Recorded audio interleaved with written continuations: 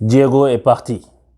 On se pour tous, bonjour. Alors, très très triste nouvelle qui vient de secouer le monde du football, le monde du sport en général avec la disparition de Diego Maradona qui est décédé donc suite à un arrêt cardiaque. Et il y a tellement de choses à dire sur cette légende, c'est cette icône, ce monument du football, peut-être le plus grand joueur de l'histoire du football de tous les temps. Avec Pelé, ça se discute, mais Diego Maradona a une dimension en plus par rapport à Pelé, c'est-à-dire l'émotion hors du terrain, hors football, tout ce qu'il représentait pour le peuple, c'est l'homme du peuple, c'est le gars qui porte l'Argentine ici, dans sa main, dans son cœur, c'est l'une des figures les plus reconnaissables de l'histoire. Avec disait Riolo tout à l'heure disait qu'avec Mohamed Ali, c'est peut-être les deux qui sont au-dessus de tout le monde en termes de sport. Parce que il représente tellement de choses, ce gars. Il représente le bas peuple qui s'élève. Et j'ai posté une vidéo tribute avec son petit frère qui, quand ils ont 9 10 ans, il dit mon frère c'est un martien. Et Diego c'était un martien. Moi mes premiers souvenirs de football, il y a du Diego dedans parce que c'est début des années 90.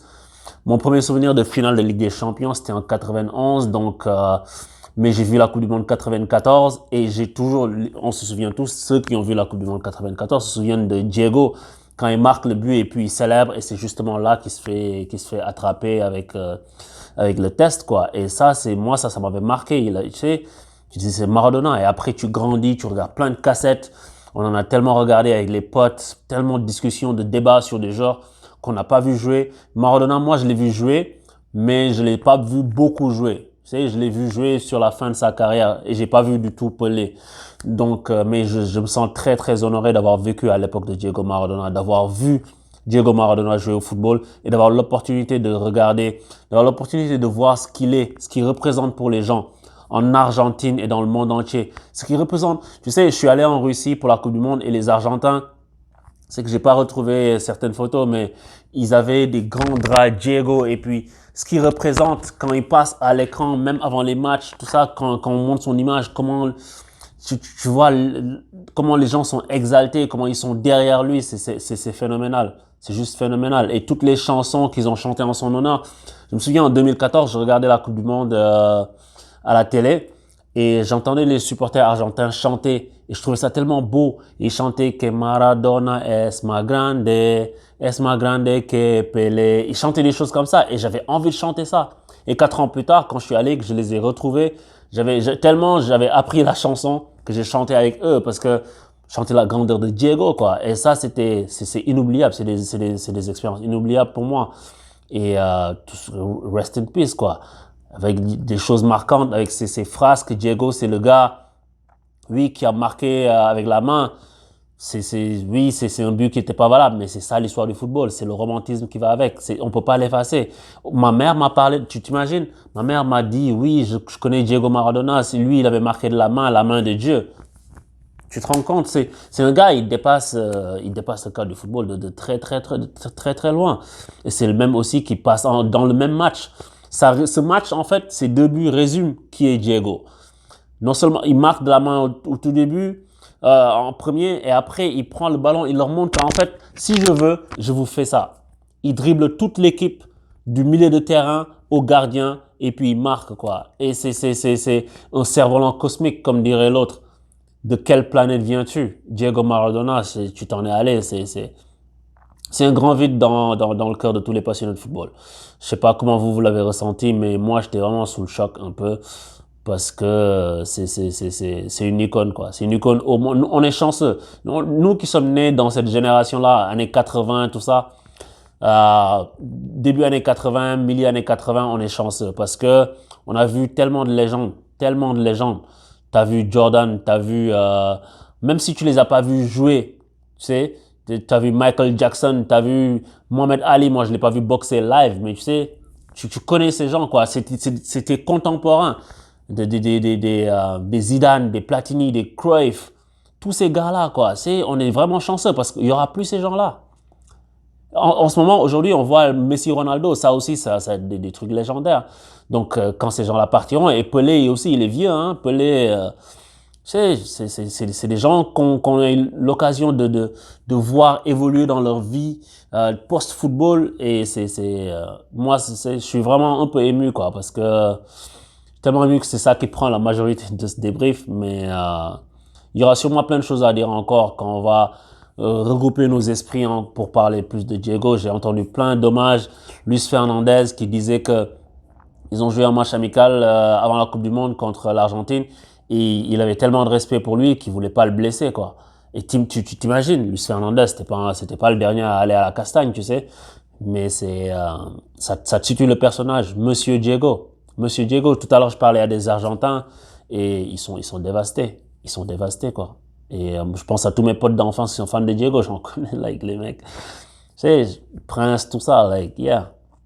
C'est un très grand monsieur, malgré toutes ses phrases, qu'on lui pardonne tout parce que c'est Diego.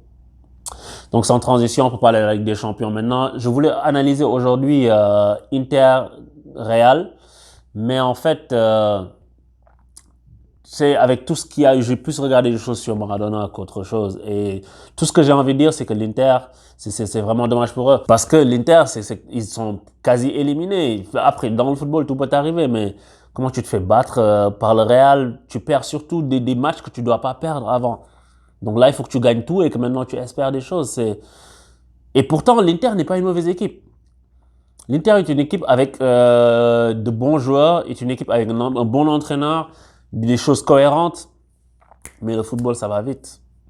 Il suffit de faire des matchs nuls bidons par-ci, par-là, et puis tu es dans la mise facilement, quoi. Et c'est ça qui leur arrive à l'Inter à chaque fois. L'année dernière aussi, c'est ça qui leur était arrivé alors qu'ils avaient une bonne équipe. Et là, ils risquent de pas sortir les poules. T'imagines, Mönchengladbach sort devant l'Inter. C'est une dinguerie. C'est une dinguerie totale. Donc, malheureusement, je vais pas pouvoir analyser les matchs tactiquement comme d'habitude. Parce que sinon, je vais parler très très longtemps. Mais je le ferai. Je vois vos requests, les gens qui veulent que j'analyse plus des matchs de la Liga, des équipes espagnoles. Je le ferai dans les semaines à venir, c'est sûr. Et j'ai aussi vu avec un œil Liverpool-Atalanta et j'ai envie de dire, c'est la faute à Klopp. Klopp, c'est ta faute. Parce que Klopp, il aurait dû faire jouer son équipe, gagner ce match, se qualifier et ensuite faire tourner pour les 2 dernières journées. C'est ça qui aurait été intelligent. Mais il a voulu préserver ses joueurs. Il a mis une équipe bidon, mais l'Atalanta, c'est pas des peintres, hein. Et puis, il se fait taper 2-0. Et donc, ça fait que le match prochain, tu vas devoir revenir avec tes joueurs, avec ton équipe type pour essayer de gagner ou pour te mettre à l'abri définitivement, pour être premier et des choses comme ça. Alors que tu aurais pu sécuriser ça aujourd'hui. Donc ça, c'est une erreur, Jürgen Klopp. C'est une grave erreur. Et après, voilà, Liverpool, ils vont passer, à mon avis, il n'y a pas de souci. Mais voilà, ils auraient pu s'économiser un effort supplémentaire, tout comme le Barça qui va faire tourner, la Juve qui va faire tourner, c'est sûr. Le Bayern qui va faire tourner. Ils auraient pu faire ça. Un dernier coup de collier aujourd'hui et c'est bon, mais tant pis pour eux. Donc c'est ça. Et sinon, aujourd'hui, c'est un jour historique parce que oui, Maradona est parti, mais l'OM derrière, quoi. L'OM, encore une fois, encore eux. Et j'évite de parler de l'OM dans les débriefs, mais vous savez, l'OM, on peut pas tirer sur l'ambulance, quoi. 13 défaites d'affilée, un record. C'est du jamais vu. Il faut dissoudre cette équipe et en faire un club de danse. Je suis désolé pour mes potes marseillais qui regardent, ils vont pas aimer ça, mais c'est la vérité, les copains. C'est la vérité. Je comprends pas. Il y a aucune révolte. Ils sont juste bons sur Twitter et puis à faire des montages, mais faites-le sur le terrain. On dirait qu'ils s'en foutent. Et moi, en fait, je serais Marseillais, je serais dégoûté. Parce que l'entraîneur, il rigole tout le temps à la fin des matchs, tout le temps contre Porto la dernière fois, comment il était hilar contre City. Les joueurs Alvaro, il est tout sourire avec le gardien, mais mettez-leur des claques. Ils ont de la chance qu'il n'y ait pas de public au Vélodrome, parce que sinon, ils auraient pris cher. Donc, c'est ça que je voulais dire pour cette journée Ligue des Champions. Ce qui a marqué la journée, c'est vraiment la disparition de Maradona. En tout cas, je vous dis à bientôt sur 11 pour tous. Abonnez-vous et puis parlez-en à vos amis. Ciao.